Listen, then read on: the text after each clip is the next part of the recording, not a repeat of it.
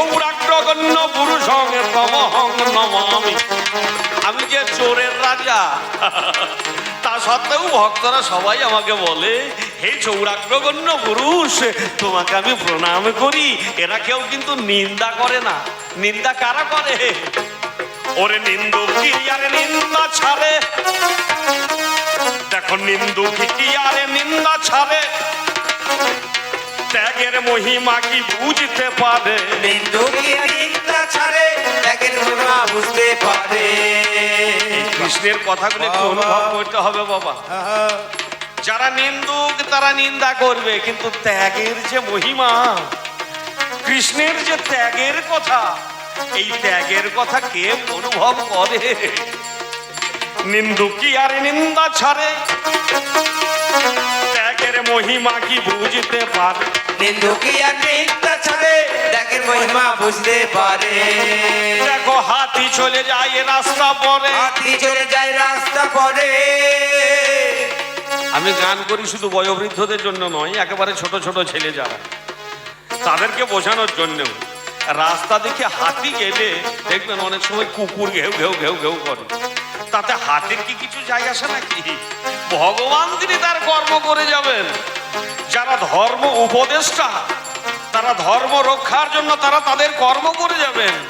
কিছু হয়তো ওই কুকুরের নেই যারা আছে, তারা হয়তো ঘেউ ঘেউ করবে, তাতে এদের কিছু যায় আসে না। ওরে হাতি চলে যায় রাস্তা পরে, হাতি চলে যায় রাস্তা পরে। কি যায় আসে এই কুকুর ঘেউ ঘেউ করি। এই কুকুর ঘেউ করিলে গো, কুকুর ঘেউ করিলে, কুকুর লেতে হয় না সোজা, ই দিয়ে চটকালে, কুকুর লেতে হয় না সোজা, ই দিয়ে চটকালে, কুকুর লেতে হয় না সোজা। দুর্যোধন তোমার জবাবে যা জানলাম, জবাবে জানলাম, আয় আয় আয় আয়। তোমার ভাবের ঘরে বড় অভাবে আছে। ভাবের ঘরে অভাবে আছে। শোনো শোনো বিহাই মশাই,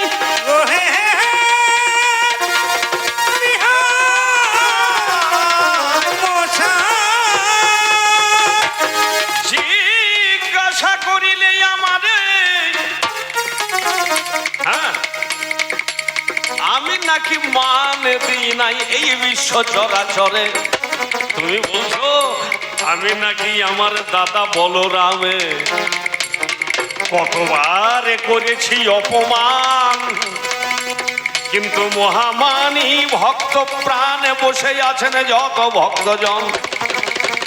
এই দ্বাপর যুগের মাঝখানেতে যেজন অনন্ত নারায়ণের এই অবতারে সংকর্ষণ রূপী বলরাম এলো, সেই বলরামের দাদাকে আমার সদা সর্বদা যে মান দেওয়া হইল, কি গো মান দিয়েছি কি দি নাই? শুধু এই কুরুক্ষেত্রে নয়, যদি আমার জন্মের আমার আবির্ভাবের পূর্ব থেকে একটু বোঝানো যায়, সত্য কথা বলে যাব এই মহতি সবাই।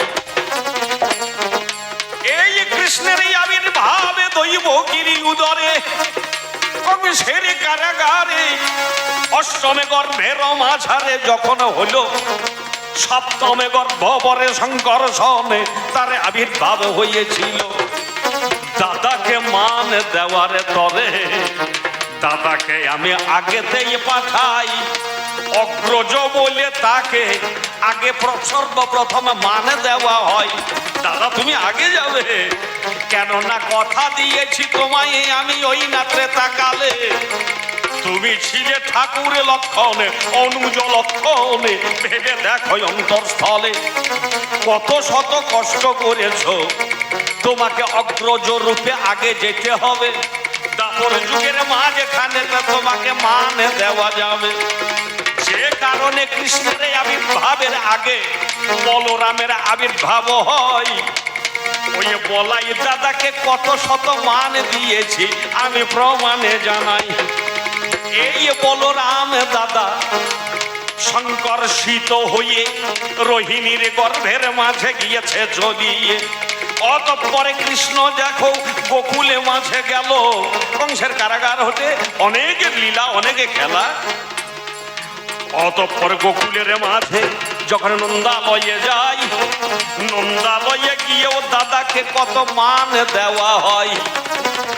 দাদাকে সামনে রেখে গোধন লইয়া যুথে যুথে চলে যায় বলরামের সাথে। দাদাকে মান্যতা যে দেয় বৃন্দাবনের মাঝখানে যখন ব্রজ লীলাই, দাদার সামনে ভাই কি প্রেমিকাদের সাথে প্রেম নিবেদন করতে পারে? তাই দেখিতেছে বারে বারে কৃষ্ণধন নিজে বিচারে করে শ্রীদামকে পাঠাই, সুদামকে পাঠাই, সুবলকে পাঠাইয়ে দেয়। দেখে আয় দাদা ঘুমাইয়েছে নাকি ওই না গাছ তলায়। দাদা যদি চেতন থাকে দাদার সাথে প্রেম লীলা হবে না, হবে না। তাই দাদাকে করেছি আমি কত সম্মাননা। দাদা ঘুমানোর পর দাদা একটু ওই ফুলের মধু এই মধু খেয়ে মাতাল হতো। গাছ তলায় ঘুমাইয়ে পড়িলে বিনোদিনীর সাথে প্রেম লীলা করত। এই না চিকনে গেলে দুর্বাদলে। তাহলে দাদাকে সম্মাননা করা গিয়েছে। আরো যদি একটু অগ্রসরে হয়ে বলে যায়, যখন ধনুর্যজ্ঞের নিমন্ত্রণে পেল এই কানাইয়ারে বলাই ধনুর্যজ্ঞের নিমন্ত্রণ পেল। বাবা কংস ধ্বংসের তরে যখন মধু পুড়িয়ে গেল, সে জায়গাতে চানুর মুস্তিক বধ এরা দুজনাই করে। দাদা বলরাম সর্বপ্রথমে চানুরকে বধ করে। চানুরকে বধ করার পরে কৃষ্ণ তখন দাদাকে প্রণাম করিয়ে বলিতেছে, হাই আমি মুষ্টিককে বধ করিব দাদা তোমারে জানাই। তাহলে বলরাম দাদাকে কত মানে দিল। ওগো আমার দুর্যোধনে তুমি শুনে চলো। অতঃপরে কংস ধ্বংস করে সে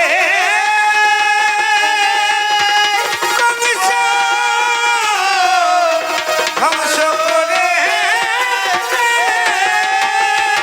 বলাই দাদাকে সঙ্গে করে একদিকে জরাসন্ধের কারণ মথুরা বর্ষণ করে দ্বারকাপুরী করেছে নির্মাণ। বলাই দাদাকে সে জায়গাতে সামনে রেখেছে এই না কৃষ্ণধন।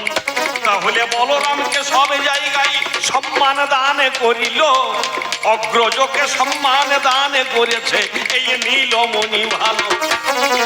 এই প্রকারে বলতে গেলে আমি আমার বলাই দাদারও কথাই। দাদা বলছে, ভাই কানাই ওই পুরু পাণ্ডবের যুদ্ধ, সেই যুদ্ধে আমি যেতে চাই না, আমি যেতে চাই না। আমি তীর্থ ভ্রমণ করতে যাব, তোমাকেও যেতে হবে না। আমি বললাম, দাদা তুমি তীর্থ ভ্রমণ করতে যাবে, তুমি তো আমাকে চেনো, আমাকে জানো, আমি তোমার ভাই, তোমাকে সম্মাননা প্রদান করলেও সেই কালীয় দমনের দিনে দেখেছো আমি কে। পঞ্চজন দৈত্যকে বধ করার দিনে দেখেছো আমি কে। পৃথিবীতে আমার আগমনের কারণ কি? বলরাম চমকে উঠেছে। বলরাম তখনই বলছে, হ্যাঁ আমি তীর্থ করতে যাচ্ছি। কানাই কানাই তবে তুমি সেই হরি, তুমি সেই হরি মুকুন্দ মুরারি। হাই দুর্যোধন বিয়াই মশাই, এ কথা আমার বলাই দাদা জানে আর আমি জানি। তুমি এভাবে কিছু বোঝো না, তুমি এভাবে কিছু বোঝো না। একটা নিগুণ তত্ত্ব করি আলোচনা। তুমি এভাবে কিছু বোঝো না। যেমনই পঞ্চজন দৈত্যের সংহারের কথা আমি বলরাম দাদাকে বলেছি, আর সত্য কথা আমি কথা দিয়েছিলাম বলরাম দাদাকে, দাদা তুমি তীর্থ করতে যাচ্ছ যাও, আমি যুদ্ধে অস্ত্র ধারণ করব না। এ কথা আমি বলরাম দাদাকেই বলেছিলাম, কথা দিয়েছিলাম। আর বলরাম দাদা তখন চমকে উঠে বলছি, এ কি বলছো কানাই, তুমি তো হরি, হরি হে তোমারে কত কে জানে সন্ধান। হরি হে তোমার কত কে জানে সন্ধান। হরি হে তোমার কত কে জানে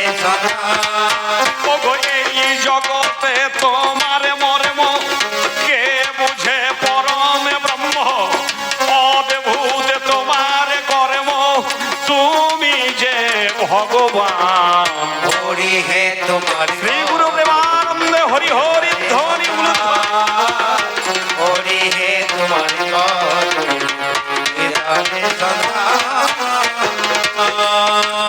বলরাম যেন বলছে, আমি তোমার দাদা, তুমি আমাকে মান দিলে, কিন্তু আমি তো জানি তুমি স্থাপিতে যুগে যুগে ধর্ম, নরসিংহ বামন মিনকুরে ভাবিতে যুগে যুগে ধর্ম নরসিংহ বামন কুর্ম।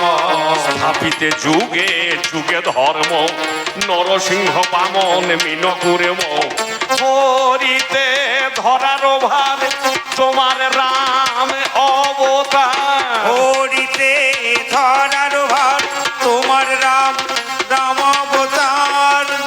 তুমি কভু নিরাকার কভু নির্বিকার, তুমি যে পুরুষ প্রধান। হরি হে তোমার কত এ জানে সদা। হরি হে তোমার কত এ জানে সদা। বলরাম দাদা যখন তীর্থ ভ্রমণ গেল, আই গো তীর্থে ভ্রমণ গেল আমি বলাই দাদার নিকটে বলি শ্যামল দুর্বার। আই গো শ্যামল দুর্বাদল। দাদা ধর্ম স্থাপন করার তরে আমায় যেতে হবে।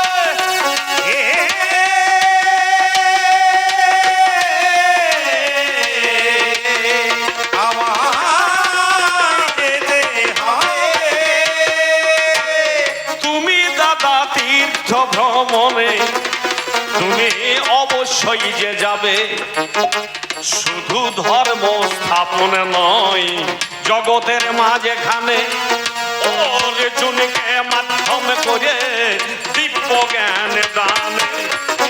জগতের মাঝখানেতে এখন যোগ হারাইয়ে যায়, সর্বপ্রথম যোগ তত্ত্ব ব্রহ্মা পেয়ে যায়। সেই ব্রহ্মার পাওয়ার পরে দেব দিবা করে পেল, দেব দিবা করে সদা সর্বদাই কর্ম করে ভালো। দেব দিবা করে পরে পরে মনু মহারাজ পাই, মনু মহারাজের পরে দেখো সপ্ত ঋষি পাই। কিন্তু কালক্রমে যোগে তত্ত্ব নষ্ট হয়ে গেল। আজকে অর্জুনকে মাধ্যমে করে যোগে দান করব ভালো, যে কারণে অস্ত্র ধরব না তোমায় বলে যাই। তবে জ্ঞান অস্ত্র শস্ত্র হবে মিথ্যা কথা নয়। এই জ্ঞান অস্ত্র জ্ঞান রূপী অস্ত্র জগতের মাঝে দান করিব আমি। সেই জ্ঞান অস্ত্রটা শ্রীমদে ভাগবত গীতা দেবেন হরিধ্বনি। এই শ্রীমদে ভাগবত গীতা খানা জগতে দেওয়া হবে, বাস্তবে কোন অস্ত্র ধারণ করিবে না মাধবে। এই রকমের কথা বলো রামে, এই কৃষ্ণ যে বলিল কৃষ্ণ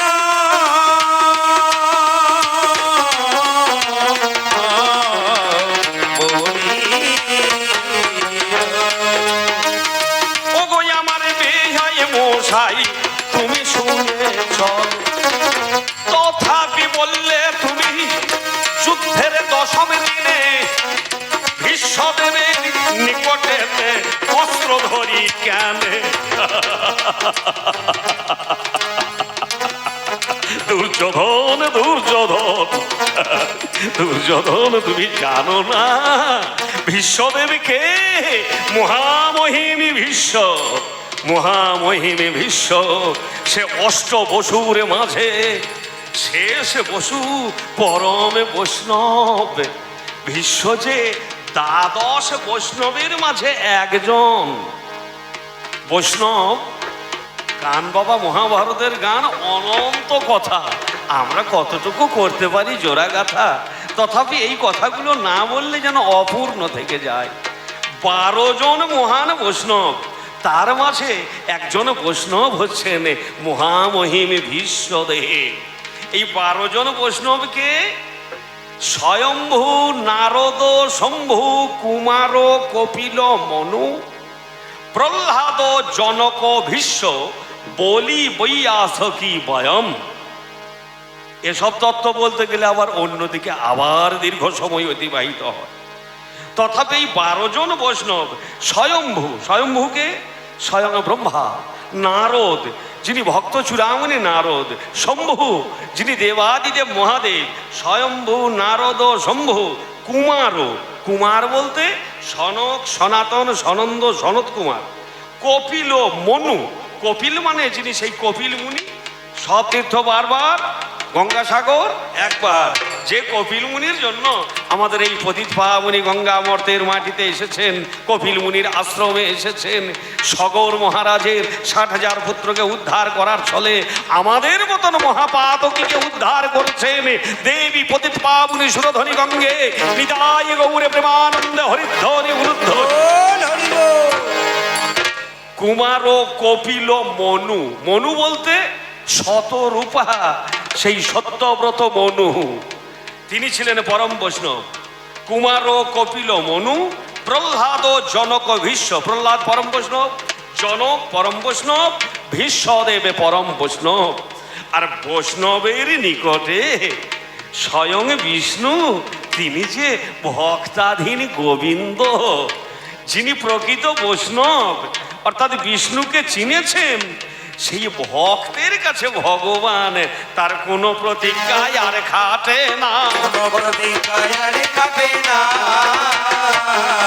তুমি মনে প্রাণে করো বিবেচন, কোনো প্রতিজ্ঞা আর খাটে না। ওরে ভক্ত আমার মাতা পিতা, ভক্ত আমার গুরু, ভক্ত আমার মাতা পিতা, ভক্ত আমার গুরু। দেখো ভক্ত জনে নামে রেখেছে, ভক্ত জনে নামে রেখেছে বাঞ্ছা কল্পতরু। ওই ভক্ত জনে নাম রেখেছে বাঞ্ছা কল্পতরু।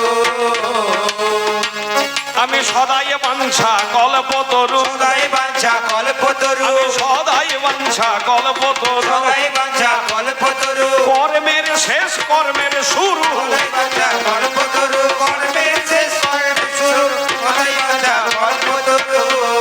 তবে হ্যাঁ, এই কল্পতরুর কাছে যে যা চাই সে তাই পাই। কিন্তু বাবা চাওয়ার মতো চাইতে হবে তো। একটা ছোট্ট গল্প বলবো নাকি? গল্পটা হচ্ছে এইরকমই, কল্পতরু বৃক্ষ। হ্যাঁ, এই দুর্যোধন যেমন কল্পতরুর কাছে যদি এইরকম চাই আর কি, মানে এক ভদ্রলোকই বলি, মানে তিনি মাধুকরী করে, এখন মাধুকরী করাটাও তো একটা ব্যবসা দাঁড়িয়ে গিয়েছে। এদেরকে ভক্ত বলা যাবে না, মানে ভিক্ষাবৃত্তি করে, ভগবানের নাম দিয়ে ভিক্ষা করে তিনি গ্রাম পরিভ্রমণ করে ঘুরতে ঘুরতে ঘুরতে ঘুরতে শরীরটা অবসন্ন হয়েছে, নিজ বাড়ির দিকে ফিরছেন, আবাসের দিকে ফিরছেন, আশ্রম বলবো না, নিজের বাড়ির দিকে ফিরছেন। ফিরতে ফিরতে তার মনে হয়েছে শরীরটা আমার বড় ক্লান্ত, এই তো একটা বড় পুকুর দেখছি, পুকুরের পাশে একটা বট গাছ, এই বট গাছের পাশে ছায়াতে একটু শরীরটা জিরিয়ে নিই বলে বুঝলেন ওই ভদ্রলোক পথিক তিনি একটু বসেছেন। কপালক্রমে সেই বট গাছটা ছিল কল্পতরু গাছ। কল্পতরু মানে তার কাছে যা চাওয়া যাবে তাই পাওয়া যাবে, সে মনে মনে চাইলেও তাই পেয়ে যাবে। বললেন একটু জিরিয়ে নিই বলে একটু ওই গাছের গোড়াতে গামছাটা পেরিয়ে, নিজের উত্তরীয়টা পেরিয়ে একটু শুয়ে মনে মনে ভাবছে, আহা হা হা, সুন্দর বাতাস আসছে, পুকুরের জলে হাত পা ধুয়ে এলাম, সারাদিন খাওয়া দাওয়া হয় নাই, যদি এই সময়ে একটু মোটা মোটা রাজভোগ কিছু পাওয়া যেত, মনে মনে ভেবেছে। আর বাপু দেখা যাচ্ছে, হ্যাঁ সত্যি, একবারে ফাঁকা জায়গা থেকে একেবারে কাঁসার থালাতে করে একেবারে মোটা মোটা রাজভোগ আর বেশ গাওয়া ঘিয়ে ভাজা লুচি এই কাঁসার থালাতে তার নাকে সোজাতে এসে যেন ফাঁকাতে দাঁড়িয়ে গিয়েছে অলৌকিকভাবে। ঘ্রাণেন অর্ধভোজন, নাকের গন্ধতেই অর্ধেকটা সেবা হয়ে যায়। এ যেমনই গন্ধ পেয়েছে তখন ভাবছে কি ব্যাপার, এত গাওয়া ঘিয়ের মতন গন্ধ আসছে কেন? চোখ মুদিত ছিল, চোখটা মেলে তাকিয়ে দেখছি আরে সর্বনাশ, আমি এখনই মনে মনে ভাবছিলাম এই গাওয়া ঘিয়ের লুচি রাজভোগ, এ সত্যিই তো দুটো একটা করে টুপটাপ টুপটাপ করে খাওয়া হয়েছে। খাওয়া হওয়ার পরই সে মনে মনে ভাবছে, আহা হা হা, এত সুন্দর সেবা হলো, যদি এই সময় আমি একটা বেশ একটা ভালো খাট পেতাম, বেশ সুন্দর একটা বিছানা পেতাম, তাহলে আমার বেশ আরাম করে একটু শোয়া যেত। যেমনই ভাবা হুশ করে সে দেখছে আমি যেন একবারে সেই ভদ্রলোক যেন সেই খাটের ওপরেই শুয়ে আছে। আরে বাপ রে বাপ, এ তো অভূতপূর্ব ব্যাপার। চারিদিকে তাকিয়ে দেখছে, হ্যাঁ সত্যিই তো আমি সুন্দর একটা খাটের ওপরেই শুয়ে আছি। এই ভাবতে ভাবতে তার মনে হয়েছে, সারাদিন হাঁটা চলা করে আমার পা ফেটে গিয়েছে, পা দিয়ে যেন রক্ত পড়ছে, রস টানি ঝরিয়ে পড়ছে। যদি যদি দুজন ভদ্র মহিলা এসে আমার পা দুটো একটু ধুয়ে পাই একটু তেল টেল দিয়ে দিত, তাহলে ভালোই হইতো। যেমনই ভাবা তেমনই কাজ, মহাশূন্য থেকে কল্পতরু বৃক্ষের কাছে যে যা চাই সে তাই পাই। দুজন ভদ্র মহিলা যেন সেই ডানাওয়ালা পরিয়ে এসে তারা এসে তার পদ সেবা করছে। এদিকে হয়েছে কি, সূর্যদেব পশ্চিম গগনে অস্তমিত হয়েছে, আশেপাশে বেশ জঙ্গলও আছে। মনে মনে ভাবছে, সর্বনাশ, সন্ধ্যা আগত প্রায়, আমাকে তাড়াতাড়ি বাড়ি ফিরতে হবে। শুনেছি এসব এলাকায় নাকি নেগড়ে বাঘ আছে, আমি তাড়াতাড়ি বাড়ি ফিরি, নইলে যদি বাঘ এসে আমাকে খেয়ে নেয়। যেমনই ভাবা বুঝলেন, হালুম করে দুটো বাঘ এসে একেবারে ঘাড় মোচকিয়ে তার নারী ভুড়ি ছিঁড়ে খেয়ে নিল। তাই দুর্যোধন, আমি হচ্ছি কল্পতরু, আমার কাছে যে যা চাইবে সে তাই পাবে। পরম বৈষ্ণব ভীষ্মদেব চেয়েছিলেন, হে ভগবান, তুমি যদি ভগবানই হও আর আমি যদি তোমার একনিষ্ঠ ভক্তই হই, আজ আমি তোমার প্রতিজ্ঞা ভঙ্গ করব, তোমাকে অস্ত্র ধারণ করব। আমি কিন্তু এতটুকু চালাকির আশ্রয় নিচ্ছি না। কবি আল্লাহ সাধারণত বলেন যে ওই স্টেমনি, বাঁশের স্টেমনি চাকা তোলা থাকে, সেই স্টেমনিটা নামাতে গিয়েছি, ভীষ্মদেব চমকে উঠেছে। আমি তা বলবো না, আমি যে কৃষ্ণ, আমি ককারে কমলাপতি, রিকারে রাম, সকারে সে তদিবাসী, আমি বিষ্ণু গুণধামে, আমি নকারে ঋষি, সেই নরনারায়ণ, আমি হচ্ছি কৃষ্ণ। দাপর যুগের মাঝে লীলা পুরুষোত্তম ভগবান। ভীষ্মদেবের মান রক্ষা করার জন্য সেদিন ভীষ্মদেবকে দেখাইলাম, ভীষ্মদেবকে দেখাইলাম ভক্তাধীন রূপ, ভীষ্মদেবকে দেখাইলাম ভক্তাধীন রূপ। ওরে ভক্তের কাছে বাঁধা থাকি, ভক্তের কাছে বাঁধা থাকি, এই তো ভগবানের স্বরূপ, এই তো ভগবানের স্বরূপ। শোনো শোনো বিহাই মশাই, তোমার কাছে কই হে, শোনো শোনো বিহাই মশাই, তোমার কাছে কই হে। ওগো ভক্তের তরে প্রতিজ্ঞা হরণ, ভক্তের তরে প্রতিজ্ঞা ছেদনে কোনো অন্যায় নয়, কোনো অন্যায় নয়। এবার বলতে বলতে পাল্লা দা দিলে না না না